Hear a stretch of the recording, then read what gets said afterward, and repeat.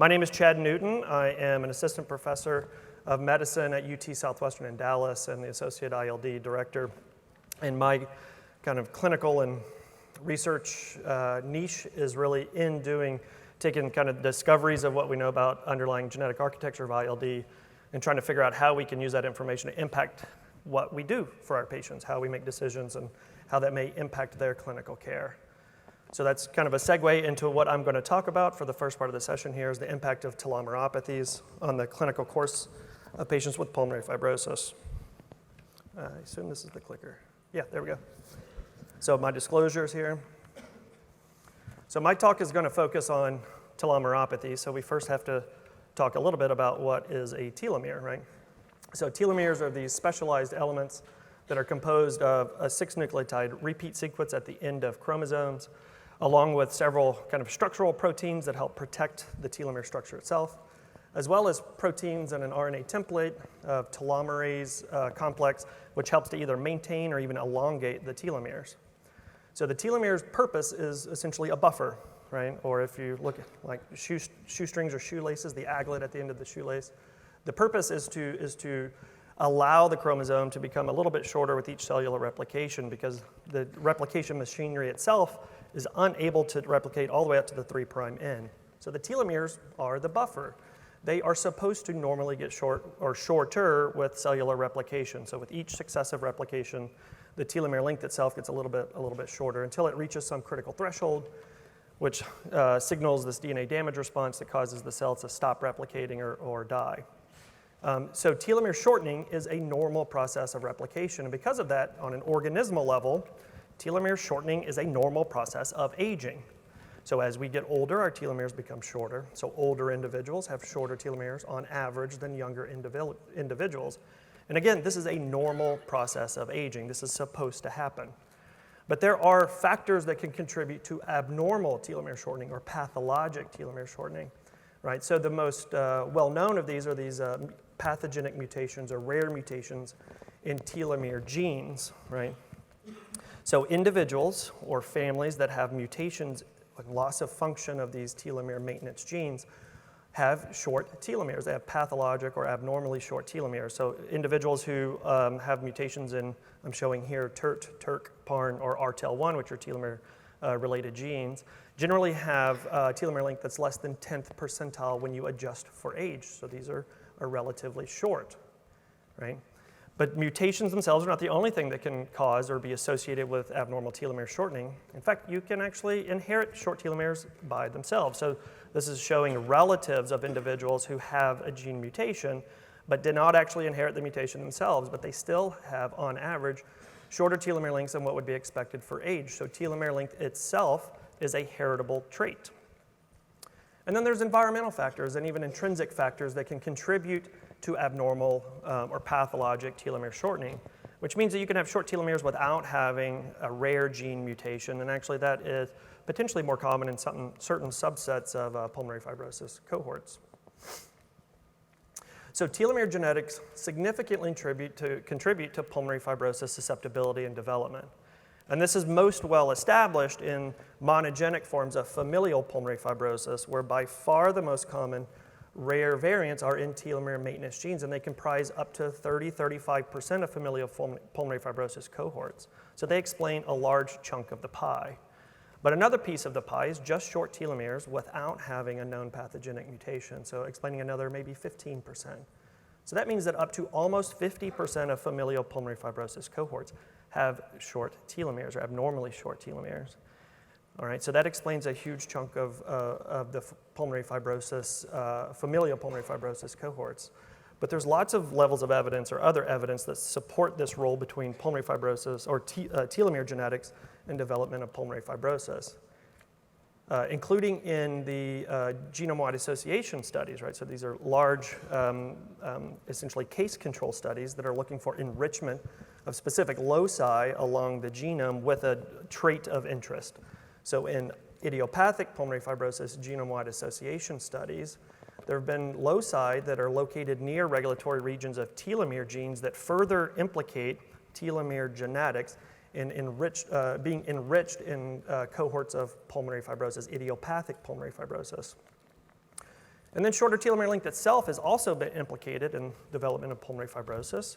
So in one way, shorter telomere length that's directly measured by flowfish has been associated with development of interstitial lung abnormalities, which are likely the kind of precursors to fibrotic interstitial lung disease or the earliest forms of interstitial lung diseases.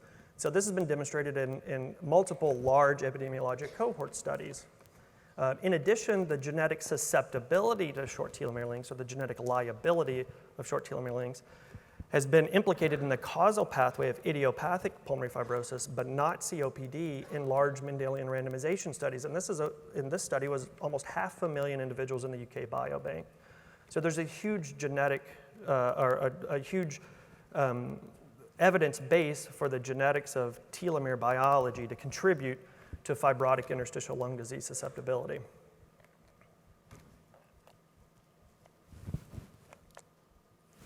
There we go. So it's really no surprise that when you look at pulmonary fibrosis cohorts, that you find a significant minority of patients actually have short age-adjusted telomere lengths. I already showed you that in familial pulmonary fibrosis cohorts, around 50% will have short telomere lengths. A portion of those will also have pathogenic variants in telomere-related genes.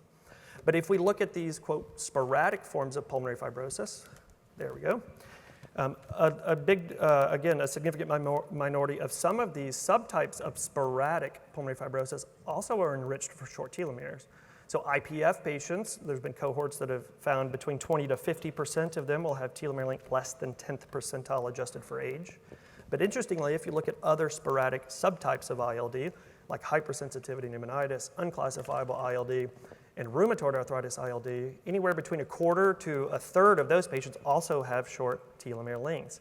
And even in connective tissue disease, although it's much less prevalent, you still identify individuals. So short telomere lengths are actually enriched in these pulmonary fibrosis cohorts.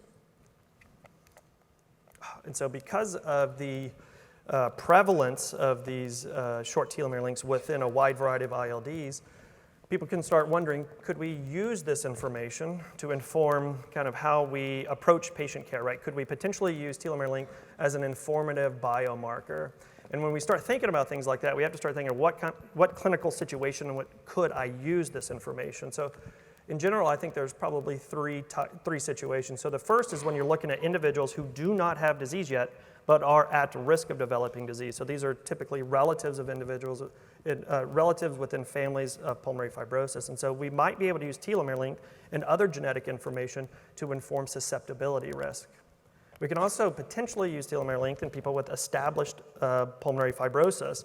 We could potentially use it either as a prognostic biomarker to refine outcome risk for an individual patient, or even a predictive biomarker, meaning using this information to help us inform our medication selection, or even potentially timing of medication. So let's go through some of these scenarios. So again, telomere length as a susceptibility biomarker. There was a nice study by Matt Hooninghockey and his colleagues where they took individuals, the first-degree relatives of patients with sporadic IPF or familial pulmonary fibrosis, 100 of these individuals or so, did CT scans on them looking for early interstitial lung disease or interstitial lung abnormalities. And they found that there were two genetic features that were significantly associated with the presence of interstitial lung abnormalities. So lymphocyte telomere length less than 10th percentile by flowfish, and MUC5B minor allele frequency. And these were both highly statistically significantly associated with development of ILDs, but they went further. So they said, if this is potentially useful, then let's provide test characteristics to help clinicians determine how useful this could be. So they did AUC curves here. And it shows that when you add telomere length, MUC5B with clinical variables, and that's age, sex, and smoking status, you get a much higher discrimination for predicting interstitial lung abnormalities with an AUC of 0.82, which is kind of getting into the realm of where we could potentially translate this into clinically actionable results, right? So telomere length may actually help us improve susceptibility risk for individual patients who are at risk for pulmonary fibrosis. So telomere length could also be used as a prognostic biomarker. So we've looked at this in multiple different ways. First, it's been looked at in disease-specific subsets, right? So we look at patients who have IPF or HP or unclassifiable ILD is what I'm showing on this. It's been looked in other disease cohorts, and we see a common theme. Shorter telomere lengths associated with higher mortality risk or shorter time to transplant, shorter time to death.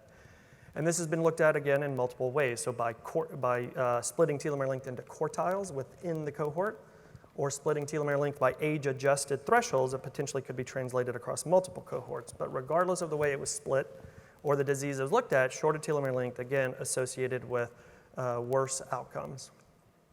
This has also been looked at in mixed populations. So Dr. Adigansoya at University of Chicago took a mixed pulmonary fibrosis population, over 2,000 individuals, and showed the same relationship, shorter telomere length associated with worse transplant-free survival. And then he actually did a subgroup analysis where he split out, for the splitters in the room, right, individual diagnoses, and showed the same thing, shorter telomere lengths consistently associated with worse outcomes across these pulmonary fibrosis diagnoses.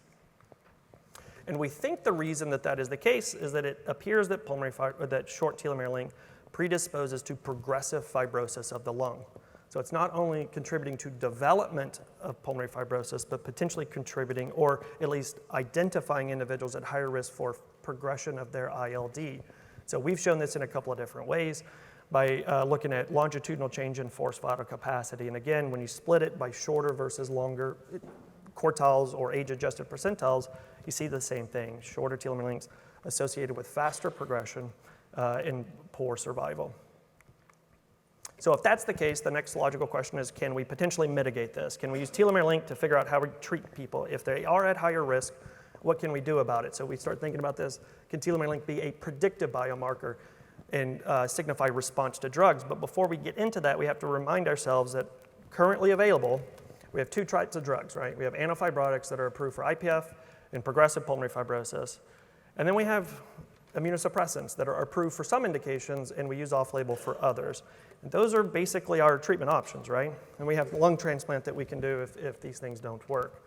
So when we start thinking about specifically the immunosuppressants, we have to remember that when it comes to telomere length, these are not just lung disorders, right? Shorter telomere length predisposes to multi-system abnormalities, including bone marrow dysfunction, liver dysfunction, predisposition to leukemias and even solid tumors, right?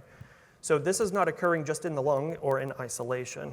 And the interesting thing about especially the bone marrow suppression that's associated with immunosuppressions, we also see bone marrow or cytopenias and bone marrow failure in patients with short telomere syndrome. So there's a big overlap.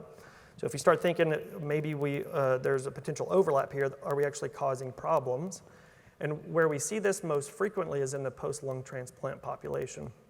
So these patients after transplant are universally exposed to immunosuppressant medications.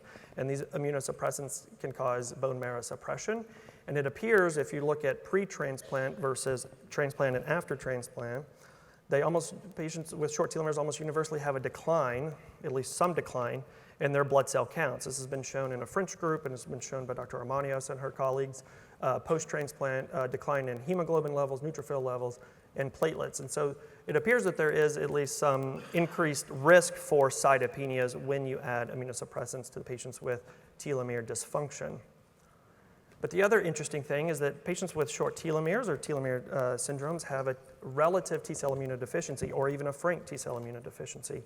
And when we are adding T-cell cytotoxic medications, we can potentially unmask that. So again, another elegant study by Dr. Armanios' group here looked at post-lung transplant recipients stratified by IPF, non-IPF, and then short telomeres versus not short telomeres.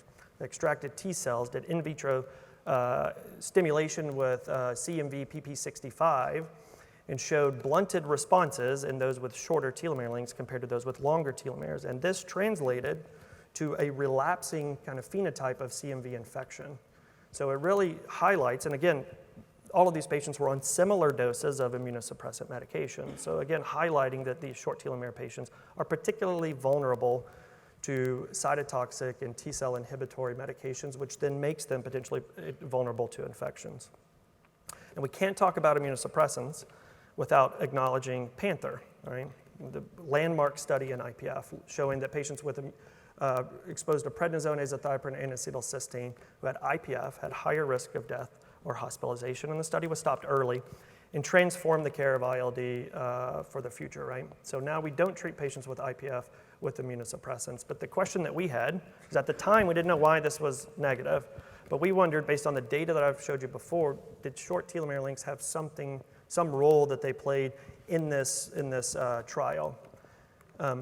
So we did a post-hoc analysis. We got DNA from the Panther IPF clinical trial, the genetic sub-study.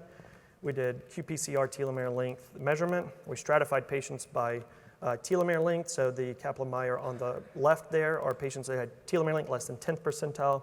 And you see the separation there. Those patients that had short telomeres and randomized to prednisone, azathioprine, and acetylcysteine had a much faster time to composite endpoint, which was death, transplant, FVC decline, and hospitalization. But that same kind of outcome was not seen in those that were randomized to placebo or in the longer telomere length patients. So this suggested that there was a harmful pharmacogenomic interaction between short telomere length and the immunosuppressant arm of Panther in patients with IPF. And while this may at least give us some answers to why Panther was negative, or at least generates hypothesis, it doesn't really move the needle when you talk about clinical care of IPF patients, right? Again, like I said before, we don't treat them with immunosuppressants. But we do treat non-IPF ILD patients with immunosuppression. So the next question that we wondered is, are we actually causing issues in these non-IPF patients who also have short telomeres? And so in collaboration with David Zhang and Deji Adekinsoye, we kind of came up with a study to look at non-IPF ILD patients with either HP, unclassifiable ILD, or connective tissue disease. We got patients from 5 academic centers, almost 1,000 patients in this study, separated into two cohorts, and just looked at the interaction between patients who were ever given mycophenolate or azathioprine or not treated with those by telomere length. But the important thing here is this is an observational study. This is a retrospective study. And there's issues with trying to find effect size of treatment in observational studies. So we had to kind of design several elements to at least mitigate some of these potential problems. And what we ended up finding after doing that, this is kind of the primary output, is we were looking at 2-year transplant-free survival. And if you look at the top group there, that's the discovery cohort. The bottom part of that is the telomere length less than 10th percentile group. And the red line, or the pink line, shows a significant kind of shift in the hazard ratio to the right, which suggests that exposure to immunosuppression in the discovery cohort was associated with almost 5 times higher risk of death or transplant within 2 years. And that's the impact from the medication itself. In patients with longer telomeres, greater than 10th percentile, there was no effect of those medications on survival. And this was replicated in the replication cohort and then in the meta-analysis. So then we dug a little bit deeper and did a subgroup analysis looking at individual diagnoses, again, for the splitters in the room here, right? So in patients with fibrotic hypersensitivity pneumonitis who had telomere length less than 10th percentile, immunosuppression therapy with either mycophenolate or azathioprine was associated with a little bit over 6 times higher risk of death or transplant within 2 years. And in unclassifiable is a similar pattern, but the risk was around 4 times higher risk, right? We did not see a signal in connective tissue disease because of small effect size. And we did not see that there was a significant change in forced vital capacity that was predicted by short telomere lengths or immunosuppression. So this suggests that there are non-pulmonary manifestations that are contributing to the morbidity and mortality of these patients that may be exacerbated by treatments, right? So treatment potentially could be a modifiable risk factor. So based on this study, we say that there is potentially, right, a harmful pharmacogenomic interaction between short telomeres, immunosuppressants, not just in IPF, but potentially in other forms of interstitial lung disease. So this telomere length has also been looked at in post-hoc analyses of antifibrotics, right? So if immunosuppressants could potentially cause problems, antifibrotics, again, there could potentially be helpful or harmful. So other groups have looked at this. So there's a post-hoc analysis of the capacity and ascend studies. And what it showed, again, is what you would expect. Those that were exposed to placebo that had shorter telomere lengths actually progressed quite fast. But importantly, when they were exposed to pirfenidone, they had mitigation of that decline in forced vital capacity to the same degree that individuals with longer telomere lengths. So it appears that pirfenidone, at least in this post-hoc analysis, appears as effective in short telomere lengths or non-short telomere lengths patient. And then in an observational study of IPF patients and telomere gene rare variant carriers, again, exposure to pirfenidone or nintedanib showed a decline or a mitigation of the rate of FVC decline over time. So it suggests that antifibrotics potentially slow progression even in patients who have shorter telomere lengths. So with that, I'll summarize. So I just want to impart on you that telomere genetics do contribute to pulmonary fibrosis development, right? So telomere genetics, telomere biology is something that underlies pulmonary fibrosis, and not every single patient who has pulmonary fibrosis has telomere biology issues, but it contributes to a large portion of individuals who have it. Short telomeres are prevalent. If you are seeing patients with ILD, you are seeing patients who have short telomeres, whether you recognize it or not. They are prevalent. They likely indicate higher risk of progressive disease and may inform treatment selection. But we need additional data, right? We need prospective studies to actually see if this pharmacogenomic interaction is validated. And more importantly, is if it does, can we use that information to actually improve our decision making and improve our patient outcomes? And the only way we get there, again, is collaborating with other centers around the country. Not any of us have enough patients at one center to be able to reliably validate or push this field forward. So I hope with this I've encouraged people to talk amongst the tables and even come talk with me, and we'll see if we can get something going. With that, I thank you. When is the right time for genetic testing for our patients? I'm going to try to give two scenarios. One that highlights that in some cases we do it too late, and in other cases we need a little bit more help to establish an infrastructure for genetic testing.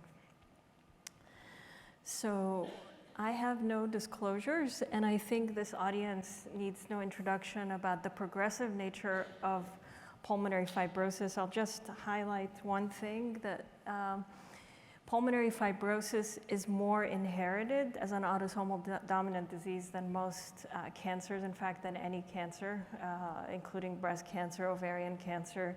And that gives us an opportunity to use genetics to understand its etiology, and as you've heard, have hints about how to approach patient care.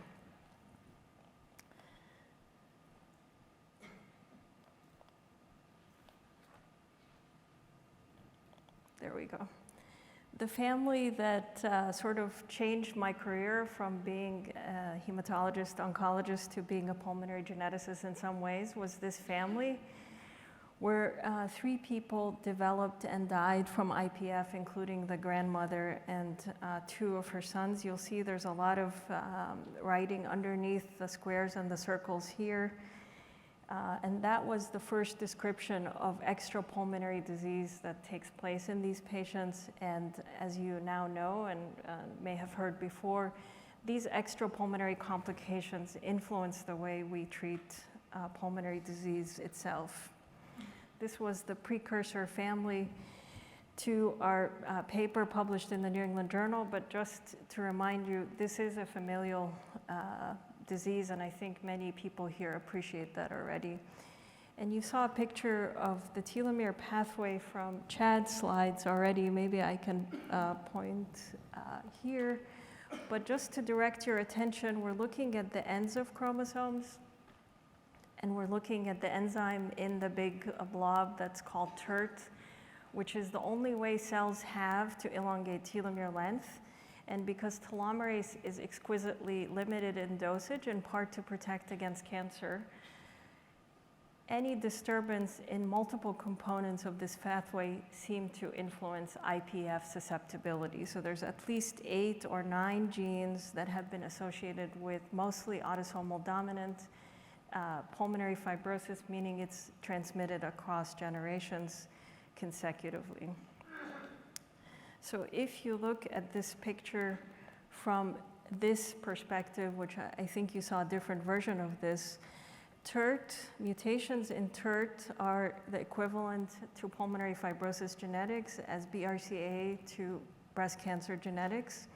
And if there's nothing else that people remember from the talk today, I think that's what I want to leave you with the other genes being more minor in contribution.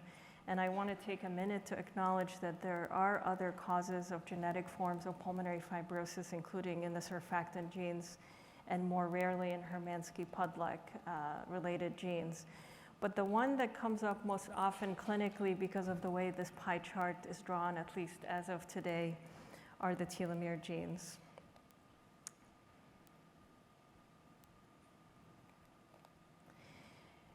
For clarification up front, there are multiple contributions that genes can have to genetic susceptibility, some that are very common and some that are rare. And just to put in perspective, On the right side of this table are MUC5B polymorphisms that occur in about 1 in 5 of us, and they increase the risk of pulmonary fibrosis by twofold. In contrast, the genes that we are talking about in familial disease, including in the gene encoding the telomerase reverse transcriptase TERT, are rare, but they increase the risk by up to 500-fold, if not higher.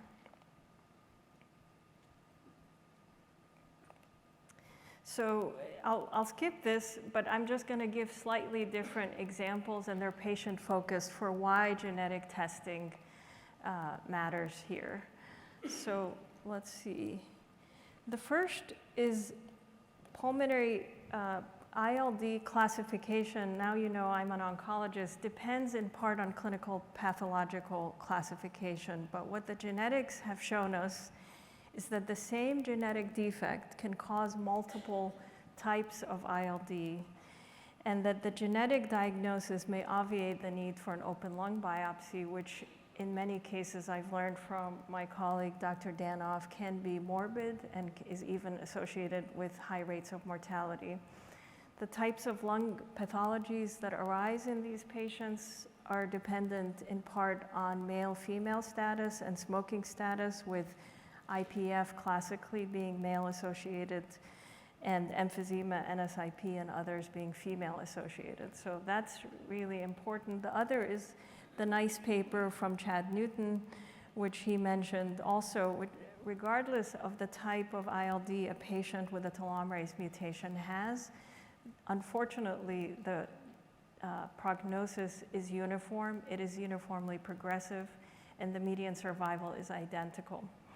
And that may be meaningful as we approach patients with familial ILD, rather than trying to subclassify them into categories on the prior gene. We might use the terminology telomere-related lung disease, which I and others have written about in our reviews.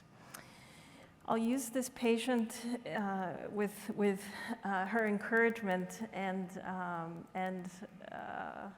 I'm grateful that I had a chance to be involved in her care.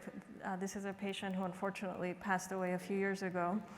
She was a nurse, and she had progressive unclassified ILD. She had a family history of pulmonary fibrosis. She had low blood counts, and because she was thought to have autoimmune disease, she was treated with immune suppression for 1 year and developed worsening shortness of breath, and presented to the intensive care unit with what eventually became diagnosed as CMV pneumonitis superimposed on her ILD. And at the time, telomere length testing was not available clinically as it is now. She had short telomeres, and she had a mutation in the telomerase RNA gene. Unfortunately, her infection led to her premature and untimely death.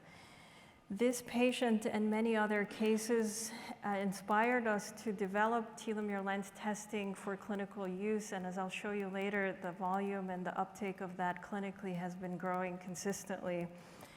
But unfortunately, and I just want to make sure to take time to mention that this case still comes, at least to our telomere clinic and to our attention too often, and I'm hoping that conversations such as the one we're having today prevents that. The other setting you heard about is work that was a very nice international collaboration early on, where we identified hematologic complications post-lung transplant in patients who all ended up being diagnosed with a mutation in a telomere gene subsequent to transplant, and unfortunately subsequent to their hematologic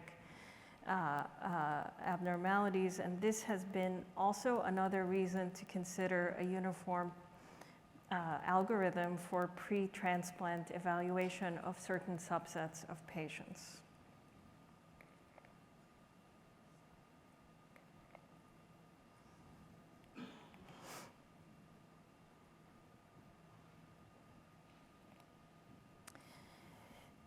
This is from our early study highlighting the immune deficiency and why it matters so much. You heard about the data in CMV that we worked on with the University of Pittsburgh and The patient on the right was actually a patient from Hopkins who never left the hospital after lung transplant because he developed multiple opportunistic infections and also unfortunately died in the hospital from CMV. And that has been a signal for a link between short telomeres and CMV related morbidity, and another impetus to think about CMV donor mismatch in the lung transplant setting. I'm happy to use a different slide changer if it's too slow, if there's one in the back. But the idea, I think you appreciate, that there may be a way to use molecular medicine to stratify patients in two different ways. One, which would be the normal telomere length pathway, and the other would be the short telomere subset. And we can talk about the thresholds of what constitutes short telomeres later on, but the idea here would be to at least be vigilant for post-transplant related complications. We talked about avoiding immune suppression de novo, a la the Panther trial, and algorithms that avoid CMV mismatch, especially in patients with super short telomere length, especially those below the first percentile. The other thing that I think is really important is that the genetic diagnosis, aside from how it might influence our management, it provides a lot of answers for patients. This is the patient in the arrow here was actually a physician himself, and both of his father and grandfather died from pulmonary disease, and he had chosen to make specific lifestyle decisions based on the fact that he carried a mutation in the telomerase gene. Thank you. Let's see, there we go. So genetic testing matters for these reasons, and I won't go through them, but they are listed here, and I think many of them are obvious. So who should be considered for genetic testing? I'll start this study with this patient, and this is one of the most common referrals that we get in our telomere clinic. This is a patient who had a lung transplant. She had low blood counts, and her immune suppressive regimen had to be attenuated multiple times post-immune suppression. But if you look carefully, she had some of these abnormalities prior to her transplant, and her brother, who also had pulmonary disease, had also received a lung transplant just a few months before her. And you see the curve on the left shows her blood counts dropping immediately post-transplant, with multiple attempts to try to give her growth factors and transfusions, et cetera, but it was only when the immune suppression was attenuated that her counts recovered.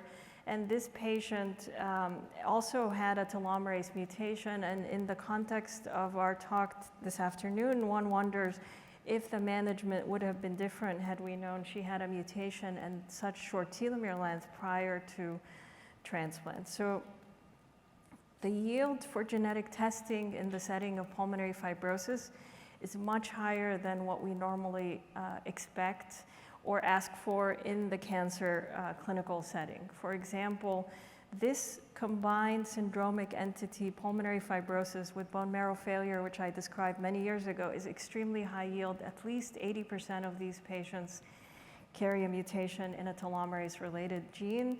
And I will say today that that diagnosis should never be missed because of the implications such as the ones I mentioned to you just now. We talked about familial pulmonary fibrosis, all comers, and this really compelling study from my colleague John Alder in the University of Pittsburgh, where they showed that up to 1/4 of their patients who underwent transplant had a germline mutation in telomerase, really provoking and raising the idea that probably all patients who are going to be transplanted with IPF and likely other idiopathic ILDs should at least undergo telomere length testing, if not genetic testing. So just to summarize here, I think the highest yield for genetic testing, and I'll tell you that we are not equipped, at least in many parts of the country, to test everyone. So if we had to concentrate our effort to really the highest clinical needs, familial disease, early onset disease, especially in females. Short telomere length, less than the first percentile, is also associated with a very high rate of mutations. And these syndromic features, and there are many of them, but for simplicity's sake and for the highest yield, at least the hematologic abnormalities of low blood counts.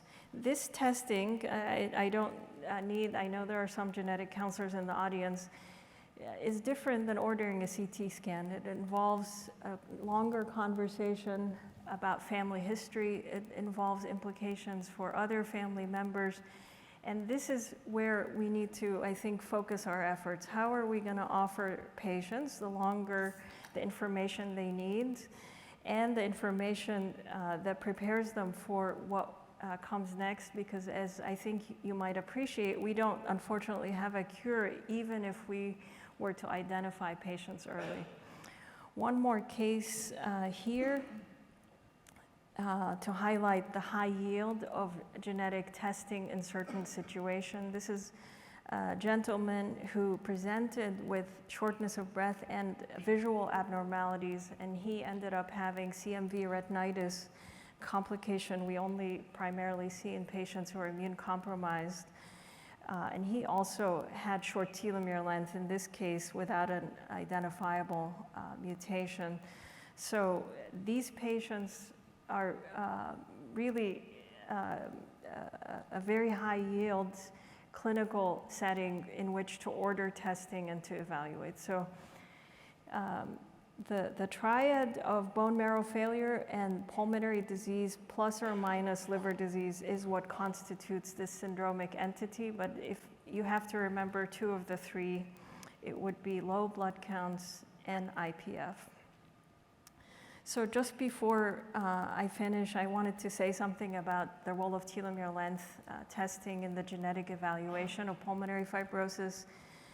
So this is the latest picture I have of the patients in our Johns Hopkins registry. And each dot represents a patient with the different mutations on the right. And you see that they converge on the lower end of the telogram relative to age. And if there's nothing else you might be able to appreciate, I hope you'll see that none of these patients fell in the longer than the 50th percentile telomere length range, suggesting that this assay, which is relatively inexpensive, $500 or so, may have a negative predictive value and may obviate the need for a complicated conversation about genetic testing.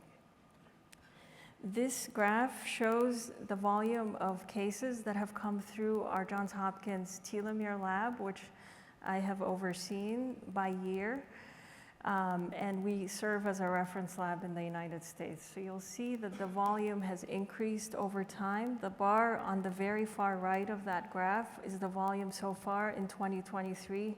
And you'll see that it is projected that we will also increase the volume by 30%. I show this to tell you that almost all that increase in volume comes from physicians, such as I think including many of the folks who are here, as they have used telomere length testing to stratify primarily patients prior to lung transplant evaluation, as well as to interpret variants that may have been identified in genetic testing. Telomere length has also information clinically, prognostic, even outside of the familial disease setting, and I think you've heard about some of that already. But I just show this figure from our very early studies, and Sonia Danoff was my wonderful collaborator and teacher during this work. And you might be able to see there's a very small, the patient with the shortest telomeres here in red. She was one patient who unfortunately died from sepsis very shortly after lung transplant, and this is not a coincidence. We now know that patients who are on the shortest end of the telomere length can undergo lung transplantation successfully, but we have to make sure that we are mindful of their vulnerability in the bone marrow. I'm gonna skip this and go here, and I tried to make this as simple as I could because there are many nuances here. If telomere length is measured up front, we may be able to avoid genetically testing a lot of people. Those are the folks that are greater than the 50th percentile. Below the 50th percentile, there are age-adjusted ranges that we often try to interpret if clinicians send us the clinical history when ordering the telomere length assay. And then the patients that you diagnose clinically with a short telomere syndrome based on clinical features, I think that is a good reason to do both the genetic testing and the telomere length together up front. So this type of analysis, we are not set up in pulmonary for sure, and even in oncology to test so many patients because of the reasons we mentioned. It takes time to have these conversations. Most of us have not been trained in genetic medicine, and we don't know how to even look at these reports. The map refers to a paucity and a need for genetic counselors who can help support us. And then the circle is my way of trying to highlight that there are gray zones in this space, and about 20% of the time we don't know what the genetic testing means. So that means even more complicated conversations with patients that we will have. And molecular medicine and personalized medicine have a lot of promise. Unfortunately, at least as of now, there are still these hurdles that are practical.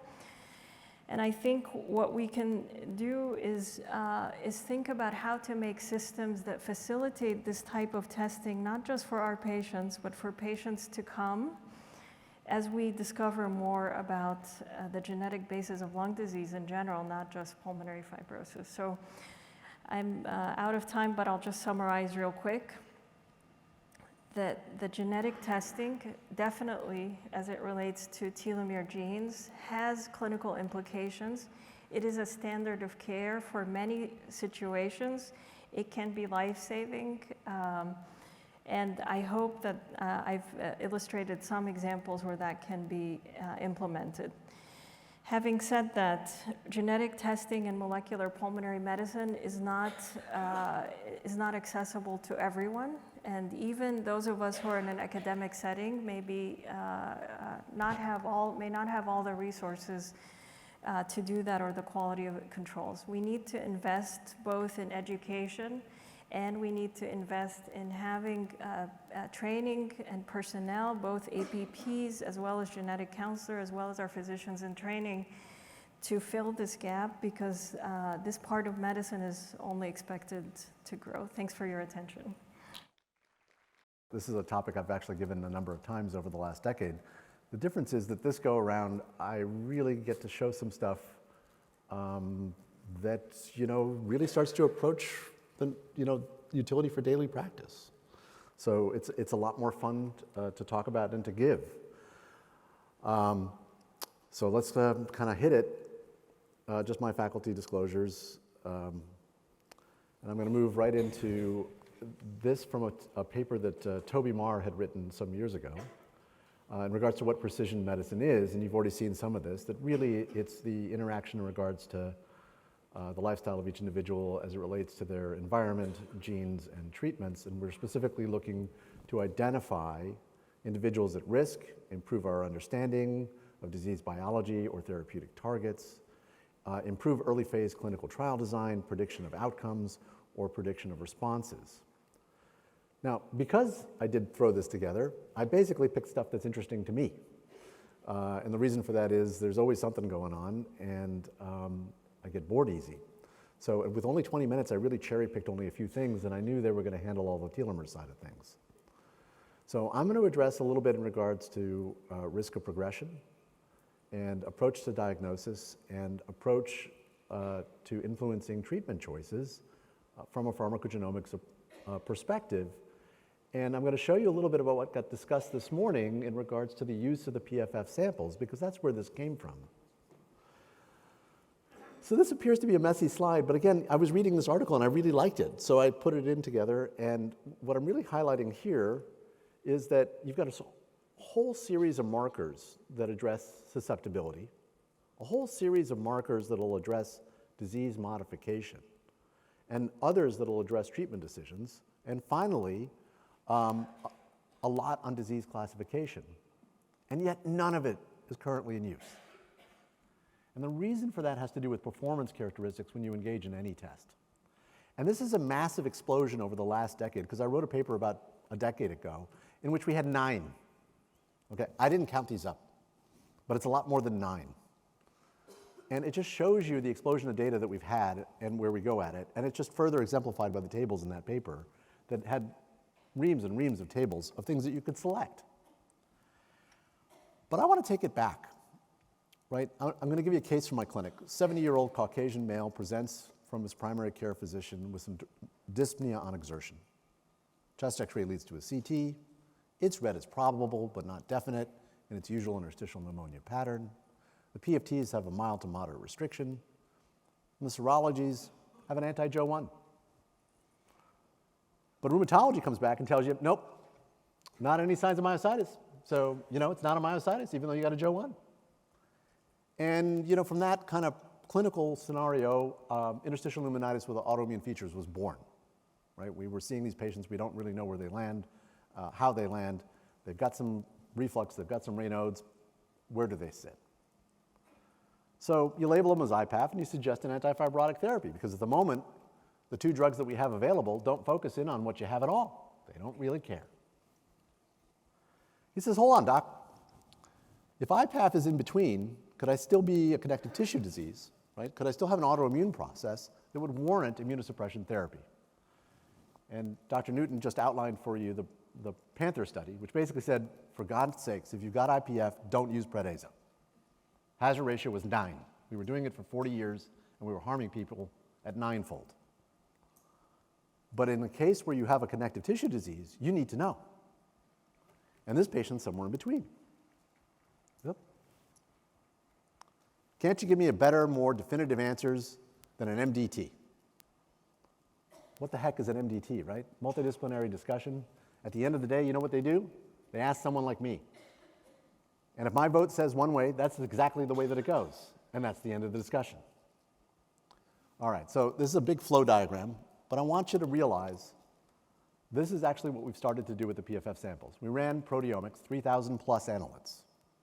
So I don't even know what I'm looking at before I start. But we had 1,900 patients to start with that we could take a look at, 1,461 of which had samples. We ran the proteomics in the whole set, and you basically create a filter where eventually we had 1,100 IPF cases and 256 CTD cases, and we matched them 1-to-1 for age and sex. And you've been hearing an awful lot in the media about AI and machine learning. This is AI and machine learning. We basically put all the analytes through, and we ran it through an algorithm. And what we got were 37 proteins that basically broke one way or the other. And then we replicated it not once, but twice. All right, in a group from Chicago and a group from the recital cohort and a Davis cohort to show what the performance characteristics were. And this is the basic demographics, nothing here that you wouldn't expect between the groups. I'm going to kind of move quickly through it. But this is how it starts. And it's really hard to look at this and figure anything out. But suffice it to say that, believe it or not, the green dots are separated from the blue dots in a highly statistically significant way. I can't see it, but the machine can. And that's the point, right? Letting the machine do the work and letting us kind of figure out what those 37 proteins look like. And so you end up with this volcano plot. And in a volcano plot, what we're really looking is at the proteins that basically separate one way or the other above the line to the left or the right. And then you've got a whole bunch of symbols there for the different genes that might be there. And so we had 88 of those, and if you put them through a pathway analysis, you start to get some of the biology that helps separate activated versus suppressed in IPF versus connective tissue diseases. And a lot of these make sense. We know that there's coagulation cascade events in regards to pulmonary fibrosis from the injury process. We know that we see TNF-alpha signaling on the CTD side. And so this is just showing you what that AI looks like. We use a recursive feature elimination process. That's the squiggly lines up and down. But the really cool lines are actually down here at the bottom, which show you the break point for each protein at its value. You're not starting at 0, right? Human biology, you have a presence of a protein, it has a function. And by figuring out which way it breaks in favor of pulmonary fibrosis or in favor of a connective tissue disease, lets you figure out what its contribution is. And you end up with these 37 with their varying values and their varying confidence intervals. And then you just put it into an equation. Dr. Newton showed you earlier the performance characteristics. Generally, test statistic, we like to see an AUC of 0.8 or better. This is using multiple machine models in 2 different cohorts. I want you to pay attention to the AUCs on this. They range from 0.85 to 0.90. So basically, this test can functionally separate out a connective tissue disease patient from an IPF patient with a really very good accuracy. If you compare it to something like a D-dimer for a DVT, which only functions at 0.72, by the way, and is commonly used in the emergency room with great regularity to affect our decision making, the future is here, right? What we need, of course, is the next steps for FDA type of approval, but we're now seeing performance characteristics that can actually be used. And if we apply it in a single sample, because that's how I see them in clinic, right? I see one patient at a time. We basically used a scoring system of those machine learning models, and you can see that the area under the curve improves all the way to 0.94. So by applying multiple machine learning models, we get an even more accurate picture, and we can actually classify the remaining group that can't be classified. And you know what? They probably have something else. We just haven't figured out what yet. And this is a decision curve analysis. This is kind of a fancy statistical way of taking a look at that data and saying, does it affect how you as a clinician or as a patient will use that information? And basically, the proteomics outperforms everything, including the composite with the clinical data, and it doesn't require the clinical data. So you could do this out in the boonies in some rural spot with no CT scan and still get an answer. All right, second half. Same patient, right? Next question for the patient. You still don't know what the progression looks like. And since you don't have serial PFTs in the patient, you don't know if they're definitely going to progress or not. This paper just got published last week. Dr. Oldham ran an analysis on these same proteomic data from the same data. And basically, he broke it into a discovery cohort and a validation cohort, and was able to take a look at 936 patients to start, comparing to the validation at 368. And the same idea behind the volcano plot. There are roughly, if memory serves, about 300 proteins here that on replication was 231. And then he finally got 140 to maintain themselves. And you can apply the same type of math to get down to 60 proteins. And I'm going to focus you only on that middle curve. I can explain the others, but we only have 9 minutes left, and I want to make sure we get to the important stuff. It's a Kaplan-Meier plot using the proteomic model alone. No clinical data again, and you can break it into quartiles, and I want you to take a look at how far that separates from the other parts. Again, the AUCs aren't there, but I can tell you it's 0.94. So you can tell your patient with 94% accuracy, sensitivity and specificity composite, right? The idea is for that AUC curve to go to a right angle. It's 0.94, 1 is perfect, right? Whether or not they're going to progress. Right now what I tell them, I'll see you in 4 months and we'll take a look at your PFTs. You can decide then.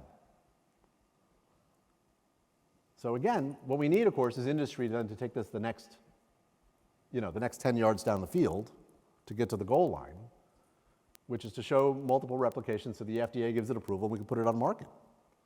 But this is what the proteomic data and the PFF samples have been doing. All right, I want to get to the last little bit. Sometimes it's all about the drug. How do you select? So this is interesting data, I thought. This is a DSP, which came out of the Allen paper that I think Mary showed.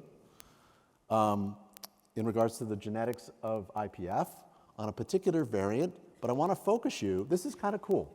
The same genetic variant, this is a spot on your AGCT, right on your DNA. If it was G, it favored nintedanib, and if it was T, it favored pirfenidone. So if you'd like to know which one to give to your patient, because at the moment what I tell them is pick based on the side effect profile, here's genetic data, right? What we need is prospective proof of that. This is just what the Kaplan-Meier looked like and how it favored pirfenidone in the one set of those carriers. And the breakdown of that data on the hazard ratio relationships. And sometimes it's just about the gene. So this is data out of Hyun Kim's group in Minnesota that took a look at a small number of patients with the TOLP promoter alternative gene. Okay? And again, showed that whether it was TT or CC affected the hazard ratio on the use of pirfenidone. So as we move forward, we're going to see more and more genes and more data come out as patients are on these drugs that'll help let us select them. And it's a simple, practical application for what are easy tests to perform.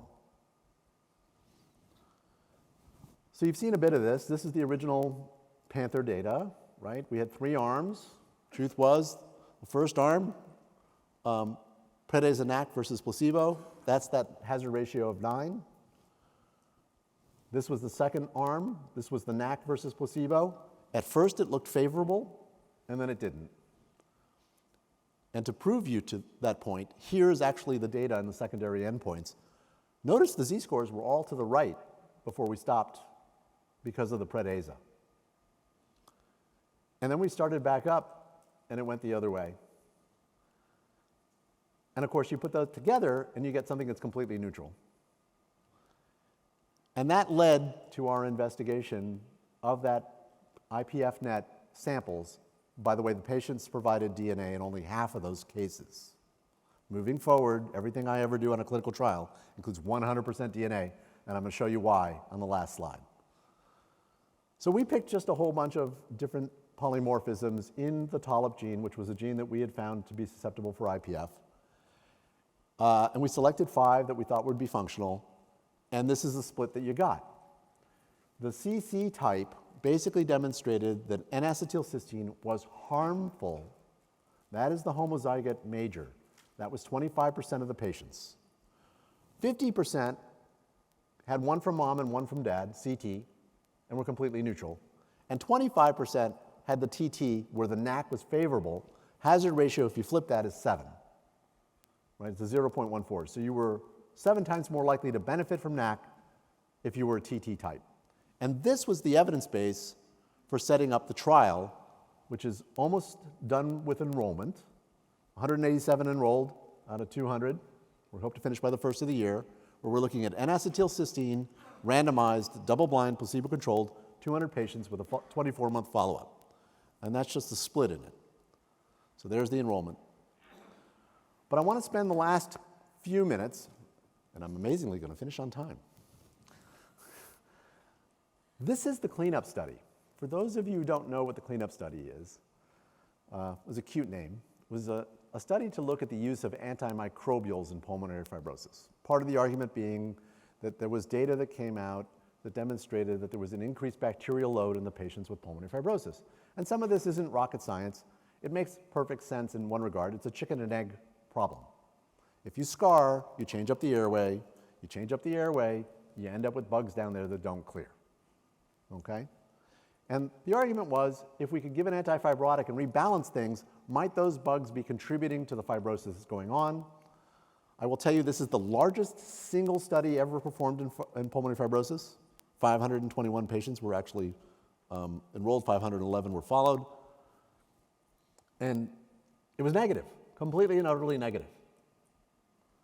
The Brits did it. They did it in cotrimoxazole. We did it in cotrimoxazole and doxycycline. We basically had a cotrimox arm, a doxy arm, and a placebo arm. Okay? Both studies failed. But in this one, because we were in charge of it and I had the IPFNet experience, we collected 100% of the DNA. Every last patient gave us blood for DNA. You didn't want to give it to us, you didn't get to enroll. It was that simple. I always tease our oncology colleagues figured this out ages ago. There's nobody who goes into an oncology study who doesn't give you blood for DNA. Doesn't happen.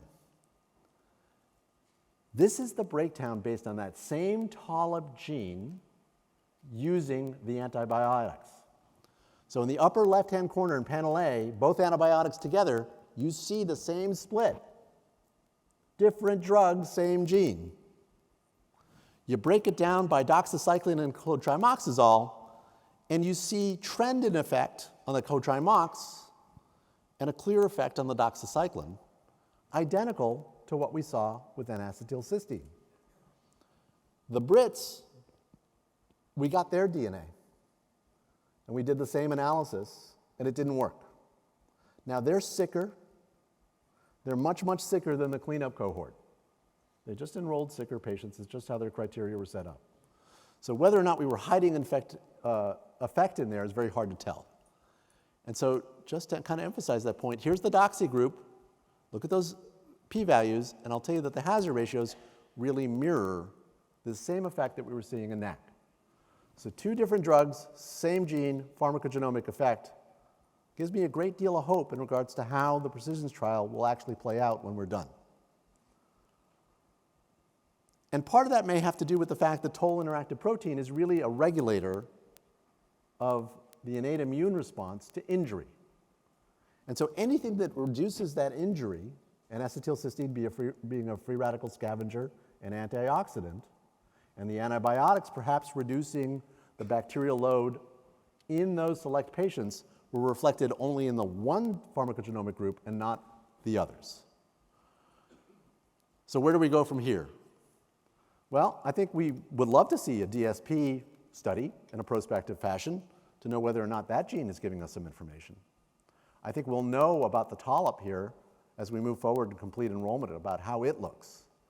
And for the sake of our patients, we need to continue to include both genetics and biomarkers in our longitudinal studies to better develop multiple levels of evidence for exactly how we engage in precision medicine for our patients.